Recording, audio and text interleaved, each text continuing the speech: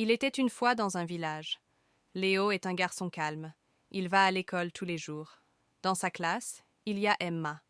Emma est gentille. Elle sourit beaucoup. Léo aime Emma. Il l'aime depuis longtemps. Mais Léo ne dit rien. Il garde son amour dans son cœur. Chaque matin, il regarde Emma. Quand elle parle, il écoute doucement. Quand elle rit, son cœur bat plus vite. Mais il n'ose pas lui parler. Il a peur qu'elle dise non. Il a peur de la perdre. Un jour, Emma dit qu'elle va changer d'école. C'est son dernier jour. Léo sent une grosse douleur dans son cœur. Il veut lui dire « Je t'aime », mais il n'y arrive pas. Il baisse les yeux. Il reste en silence. Emma part. Léo la regarde s'éloigner.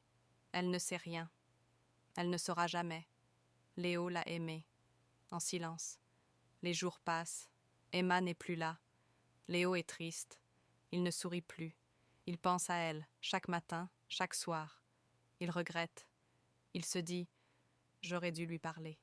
J'aurais dû lui dire. » Un jour, il trouve une feuille dans son vieux cahier. C'est un dessin. Un cœur avec 2 lettres, E plus L. C'est l'écriture d'Emma. Léo a les yeux grands. Son cœur bat fort.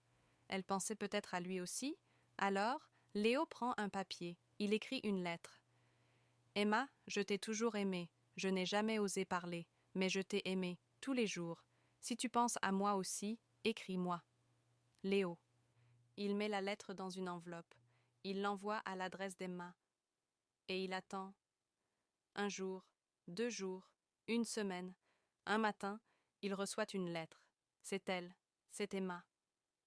Léo, moi aussi je t'aimais. Je pensais que tu ne m'aimais pas.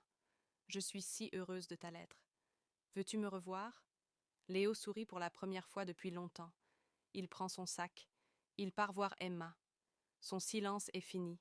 Léo monte dans un bus. Il tient la lettre d'Emma contre son cœur. Il a peur, mais il est heureux. Il va enfin la revoir. Le bus roule longtemps. Il regarde par la fenêtre. Il pense à leurs souvenirs, les rires, les regards, les silences. Enfin, il arrive devant une maison. C'est là qu'elle habite maintenant. Il respire doucement et frappe à la porte. La porte s'ouvre. Emma est là. Elle sourit. Elle a les yeux brillants, comme des étoiles. Léo ne dit rien tout de suite. Puis il dit doucement « Emma, je suis venue. Je t'attendais, dit-elle. » Il reste là, à se regarder. Puis Emma lui prend la main. Ils vont marcher dans le jardin. Ils parlent, ils rient, ils se comprennent. Ce jour-là, le silence devient des mots. Et les mots deviennent un vrai amour. Pas un amour caché, mais un amour fort, un amour doux. Et même si la vie change encore, Léo se promet une chose, ne plus jamais aimer en silence. Les jours passent, et Léo et Emma passent de plus en plus de temps ensemble. Ils se parlent de tout, de leurs peurs, de leurs rêves, de leurs souvenirs. Ils se tiennent la main. Ils partagent leurs rires, leurs larmes. Un soir, sous le ciel rempli d'étoiles, Emma dit « Tu sais, si tu étais resté silencieux, je ne t'aurais jamais su. » « Je sais, » répond Léo. « Et maintenant, je sais que l'amour doit se dire, même si c'est difficile. » Ils s'embrassent doucement. Et leur histoire d'amour commence vraiment, avec des mots, des gestes et un cœur ouvert.